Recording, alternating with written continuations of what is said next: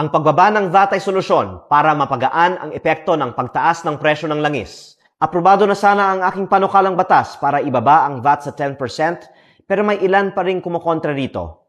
Huwag tayong maniwalang hindi kayang pababain ang VAT. Ang Pilipinas ang may pinakamataas na VAT sa Southeast Asia. Kung kaya ng ibang bansang magbigay ng magandang serbisyo kahit mas mababa ang VAT, lalo nating kayang pababain ang VAT. Kapag ibinaba ang VAT mula 12 tungong 10%, halos 250 billion pesos ang mababawas sa buwis, katumbas ng 9,000 pesos kada taon o 750 pesos kada buwan para sa bawat pamilyang Pilipino. Sa dami ng winawaldas ng gobyerno, kayang-kayang bawasan ang ating pambansang budget ng ganitong halaga.